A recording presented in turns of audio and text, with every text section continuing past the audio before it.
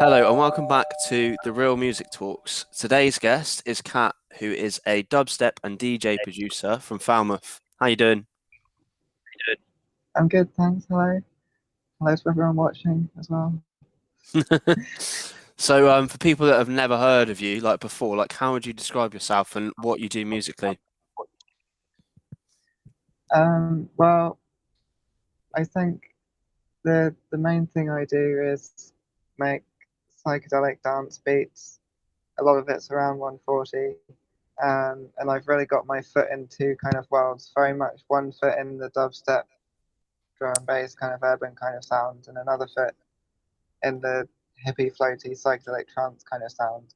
And I like going to psytrance festivals just as much as I like going to dubstep raves.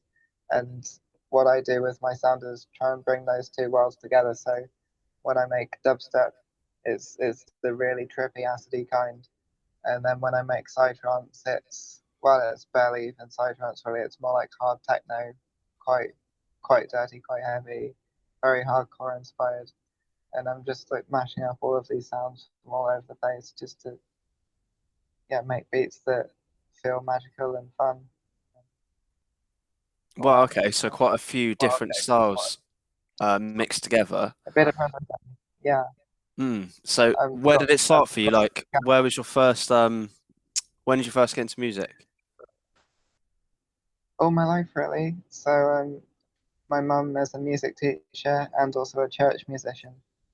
So I spent lots and lots and lots of time in church listening to her playing the organ and the piano and singing and organizing choirs and going to services like 3, 4 times a week.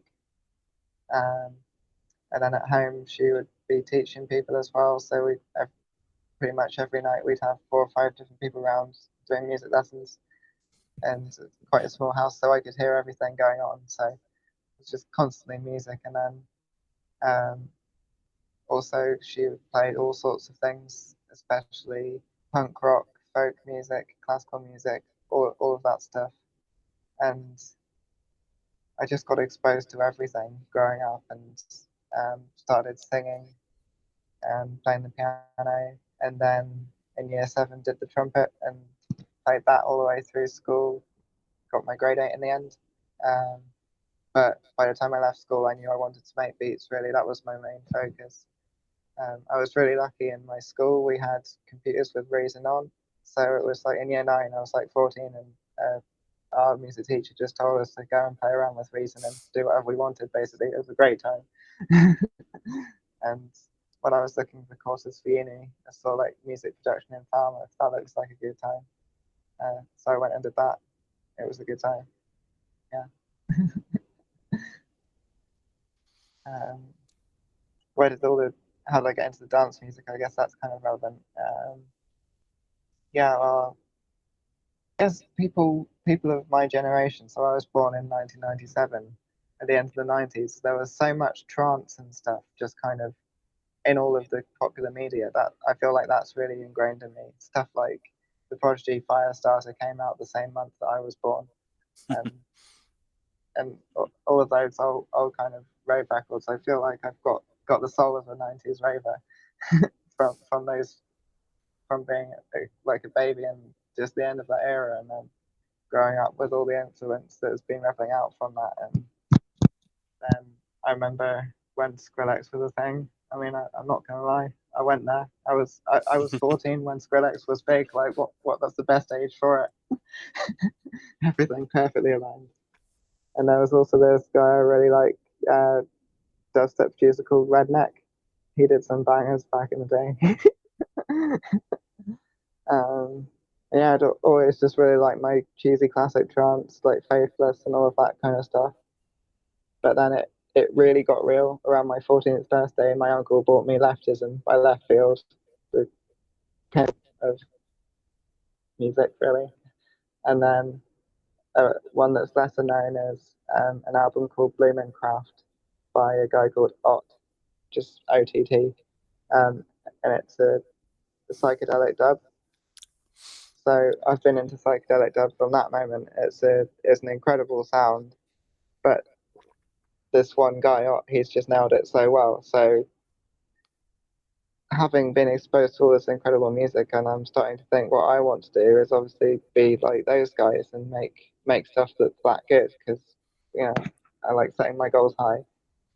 And then the whole process from that point has been trying to figure out what it is that they do, why they do it, how I can learn to do that, and then completing everything that needs to be done to kind of get myself to that level. And I know that's what I'm aiming for. So I've been very cautious about putting stuff out because I know I'm just going to keep getting better. And also, the music has to tell stories, and I want to share valuable stories and valuable ideas, and to have those, I need to cultivate a healthy life for myself, and that's involved all sorts of processes. So I haven't been rushing anything, and especially last year, my focus has been more on myself than the music, and I've come out of the pandemic feeling really good and very inspired.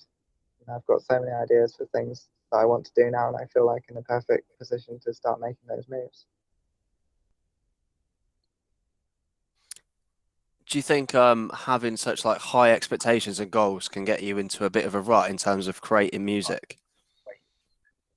I've gone through that cycle a lot of times. I mean, it Mm. was worse at the beginning because my production skills was just clawing their way up there. It wasn't quite there. It was really frustrating, and yeah, that was really rough all through uni, really. But then with my final uni project, I really pulled it out of the bag, and I made some bangers, which like even in my most depressed state, undeniably like that's a good tune, and I'm just so happy with some of those tunes that I've done from then and all over the place. Like I've done quite a lot of things that I'm very happy about. And even if it's hard to come up with more sometimes, after a few weeks of cooling off, I'm like, okay, yeah, no, it's I do have it in me somewhere. Got to just keep at it. And you said earlier you learned like trumpet to grade 8, right? That's pretty impressive, like getting to Yeah. that level. Um, Being that kind of like musically proficient, how does that kind of interact with how you create music and how you write? I think playing an instrument gives you a real sense of how music and movement and emotion are all connected. And if you look at classical musicians when they're playing, they'll often do funny movements and they kind of dance when they play. And it's all of those feedback loops between the moving that you actually have to do to make the instrument make the right sound. And all these things are very connected in the music. And then also um, playing the trumpet, I started to visualize audio space in a three-dimensional way, where for me pitches go from the bottom to the top spatially. So whenever I'm playing a note, I imagine it has a kind of height on an axis, and those become fixed points in my brain. And the more you play, the more you become aware of the relationships of the intervals and how intervals in melodies work to essentially as a form of meta narrative in the linguistic structure.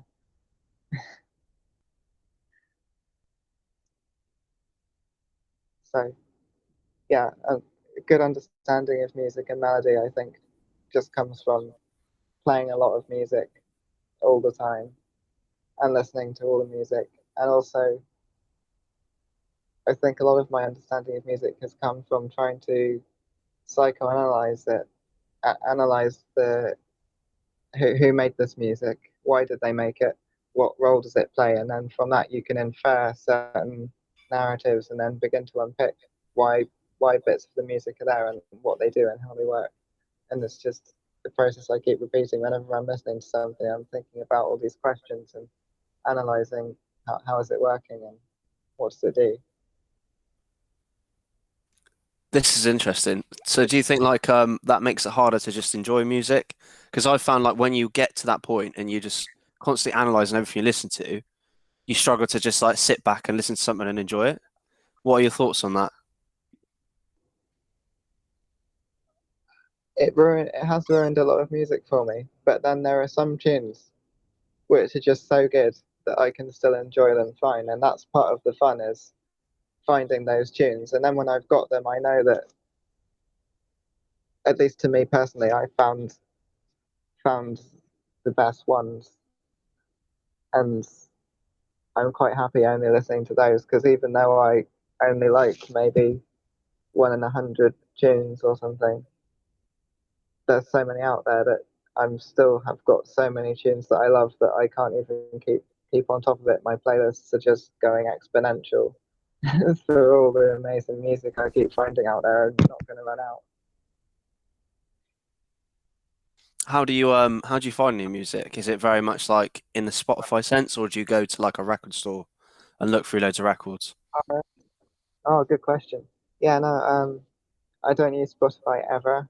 Um, Not on like some kind of moral high ground. I don't like the UI, and I don't like paying for things very much um, in that format. So I use the majority of what I do is YouTube and SoundCloud. So on YouTube, I just follow shitloads of record labels and people that post stuff. You know, there's all sorts of channels that just post all sorts of music. And same thing on SoundCloud, I follow somewhere between 2,000 and 3,000 pages on SoundCloud. So my feed is just full of everything.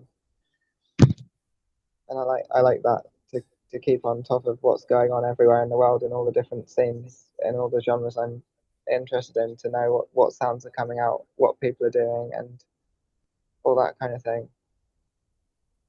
And it's quite hard to keep track of. So I've been unfollowing a few people recently, and just like maybe there are certain scenes that I watch that don't care about as much as I used to. Like I have a really hard time enjoying a lot of the American-based music, even though I love them in theory. There's just certain cultural narratives which they are needing to explore, which don't resonate with me so much.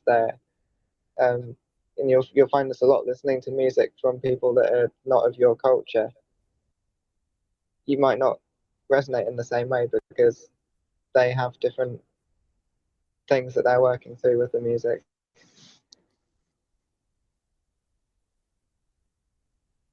Would you say music is sort of therapeutic for most artists?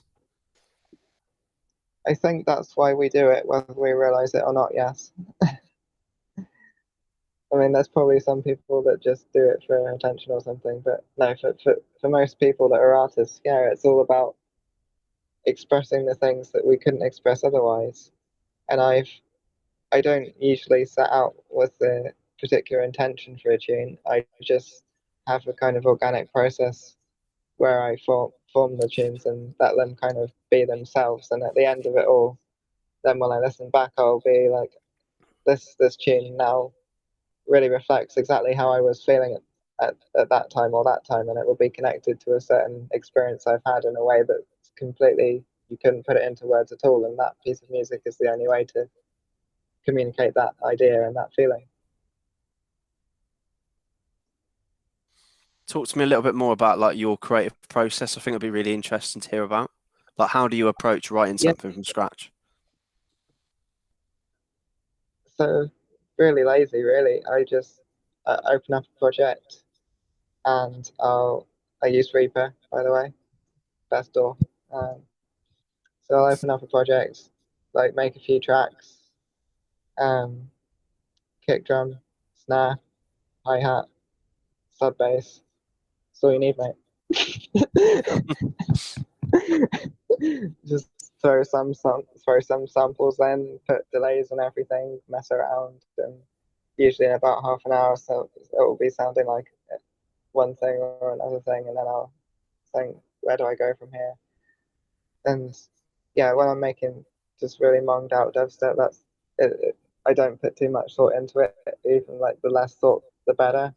And for the initial creative stage, where it's just like brainstorming and just throwing sounds kind of all over the place, and you get loops going. And that's the other. I mean, this isn't exactly like a top secret pro tip, but I'll make a 4 bar loop or whatever, and then copy and paste everything next to it, and then change some stuff around, and then I'll start evolving the loops separately, and then move from one to the other one, and then skip around them. And I have a few, and I won't bother actually like arranging the whole tune just yet. It'll just be like four different 4-bar column loops next to each other.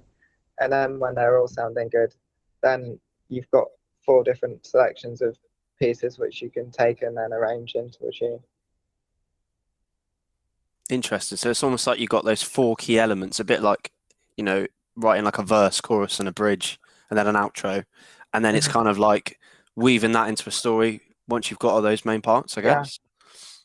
yeah, and I do like making my tunes look like a story. So when I'm doing the longer arrangements, I use grid markers to divide it up into all the different sections, and then when I'm making each section, I'll loop it. So I want to make sure that every single bit of the tune, like from the beat to the bar to the 4 bars, etc., every bit should sound good if you loop it.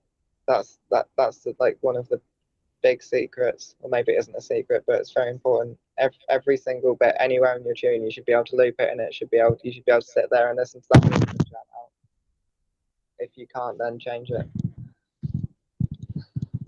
Interesting. I like that approach a lot. And then do you mainly just kind of produce on a computer? Do you use like various different instruments and do you record stuff live? Or is it all very much just samples? Yeah, well, I do a lot of it on the computer. Um, I do have this Moog keyboard behind me, but I don't use it as much as I should. But that's on my list of things to do is use the Moog more. And I am thinking about making a business building modular synthesizer parts. So if I do that, I'll end up knee deep in modular synthesizers, and then I'll be using them a lot probably. And that's one of the things I am quite passionate about is the the benefits of analog synthesizers and modular stuff. It's just well, you can do the stuff on the computer, but I think for a lot of people, it's a lot nicer to use the hardware, and the hardware just has a certain magic to it. And I think the more hardware synthesizers there are in the world, it's just a good thing. It's the same thing with all of the companies in China that are pumping out massive amounts of PA systems on a daily basis. I mean, that's just good for the world. In 20 years, they're going to be used for raves. There's going to be a PA system for like every other person by 2050. We just keep making them. Talk to me about like the reason why you want to do a business making synthesizers. Like, let's go into that a little bit more. Like, what drew you to that, if that makes sense? Wow, it was a bit of a snap decision, really. My original business idea was speakers because I'm really into that too. Um, so there's a scheme called the Prince's Trust or something, and the guy at the job centre was like, "Oh yeah, if you do this thing, they'll give you a business grant." So I went home and was like, "Great, gonna make some speakers," and then I go back the next day and the maximum loan's 5 grand. Well, can't start making professional monitors off of a 5 grand loan. But I could start making little circuit boards with delays on. So there we are. Yeah, that makes sense. You wouldn't be able to make many pairs with 5 grand. Yeah, but I did electronics in A level. It's one of my best subjects, and I just absolutely loved it. And I made some very basic synthesizer things for my projects in school.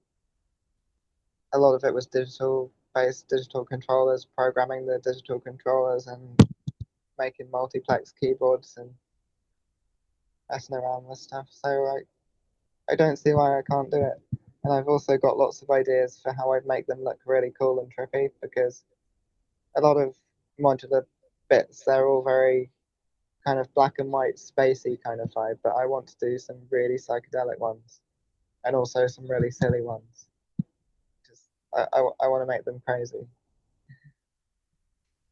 I like it though because I think it makes it more like fun, and that's kind of what they're for, right? At the end of the day, like if you want it to be quite boring, you may as well just get like a cheap keyboard and just use that as like a MIDI controller. Do you know what Yeah, I mean? I mean, I think a lot of producers need to stop taking their things so seriously. I mean, there's so much music that's all like really sad and serious, and I mean that has its place. but some people just like make that their entire scene or whatever. I just don't think that's healthy or fun. Um, and yeah, if you were there making tunes and you had a delay unit covered with rainbows, maybe you'd make a better, happier tune. Yeah, you just see some like you can imagine someone in a dark room with all of their modular synths, so hopefully that makes it gives it a bit more life. Yeah, I'm thinking I might use the name Rainbow Dynamics. It's just one That's of the ideas. I like that. That's cool. Hopefully no one nicks it. Uh, I was gonna ask about like your experience like playing gigs and stuff. So like, have you had much experience like playing gigs as a musician, then also like DJing and producing live? Well, yeah, back when I was doing the trumpet stuff, I was doing gigs like all the time, mostly just to like be in those groups with all the kids, and then the concerts would just be all the kids as parents. I must have done like over 100 of those.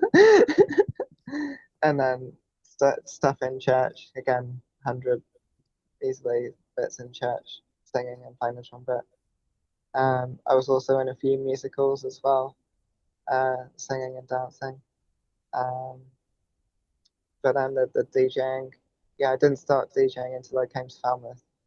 But I was very lucky to be taught by the legendary Paul Kelly, who was my one-to-one tutor in first year. So that he just gave me all the encouragement I needed. It was very easy picking up the mixing for me. I think a lot of things people struggle with in mixing is just things that come very naturally to musicians, which is counting the measures and knowing when to come in with your stuff. That's one of the hardest parts. But I'd had so much practice with that for all the music I'd been doing already. The DJing thing was very easy. The hardest part for me was learning how to figure out which tunes go with other tunes. And that was also a really big thing which has fed into my artistic development as well as learning what tunes work as a DJ and looking at tunes from the perspective of a DJ as well as just a producer has informed how I make my tunes and also how I understand music in general just because of how much I've had to be like, this is one tune, this is another tune. Why are they not working together or which ones do work together? And again, that just opens up so much more insight into how the music works. So DJing is something I'd recommend for anyone that's producing. Um, and also, I'd recommend anyone who's good enough to be a DJ try producing because it's. I don't understand why you'd want to just spend your whole time playing other people's tunes. Like everyone has something to say. It's not too hard to figure out. And if you've got mates who are producers, just go and chill with them for a bit. They'll help you do a collaboration, whatever you need to do to get started. I think everyone should be making tunes.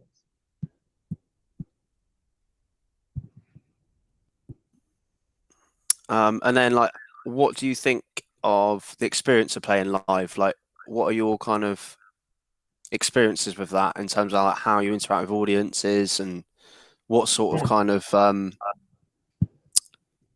emotions and like experiences are created in that kind of space? Yeah, well, um, I've only done a few dubstep gigs. Um, the best couple were at Fives in Falmouth. So nice little venue, about 150 people, a couple of big subwoofers.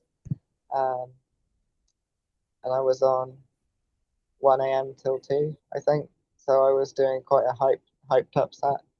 And I love doing hyped up sets. Just really jumping around. Whoop, whoop, whoop, whoop, whoop. Aliens are like arriving, face shaking, all of that kind of stuff. Deep dub, man. Play some deep dub. um, and I do like to crack out the bro step if I can get away with it as well. Like I will go there.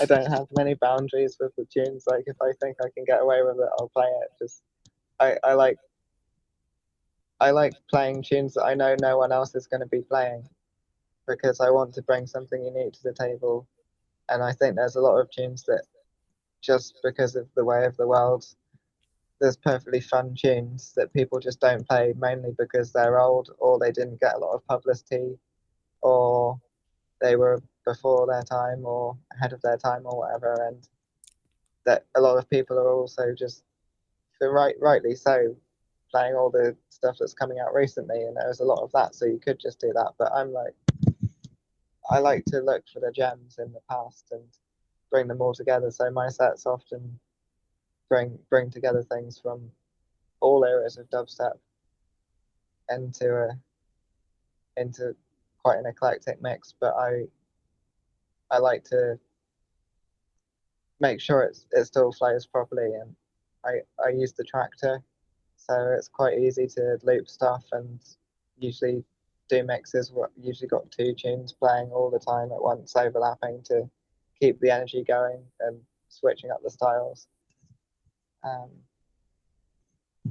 and then I don't have much experience mixing anything else, but I want to get into mixing forest psytrance and the techno because I've been making all these techno tunes recently, and I need to get a mix together for that.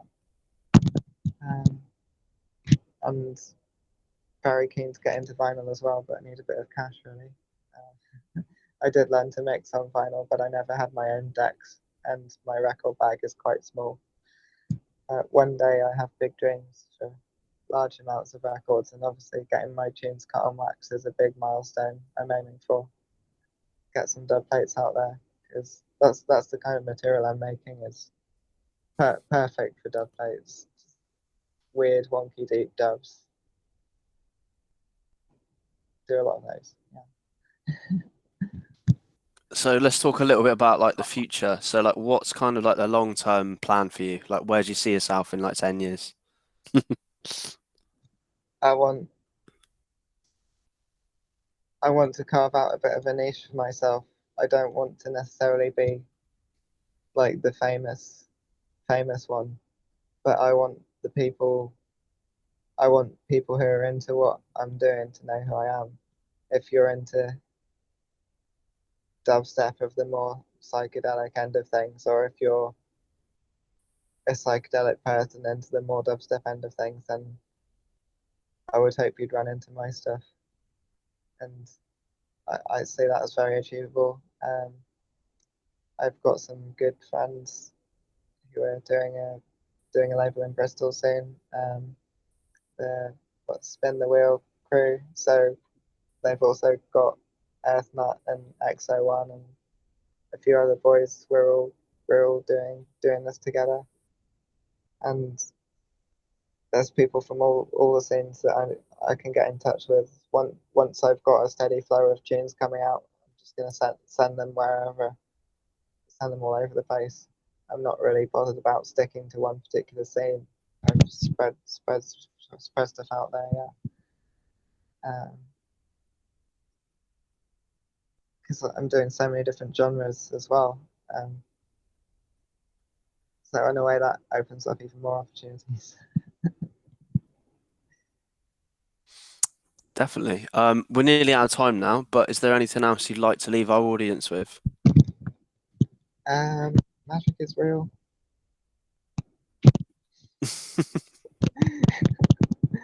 Have a good time. Be nice to each other. Um, and check out my SoundCloud, but maybe not for a week or two. Wait till I've uploaded something. I'll add the link to your SoundCloud a week after the video's up. So thank you. All right, nice one. Thanks very much for your time. It's been good. See you later. See you later, guys. Take care.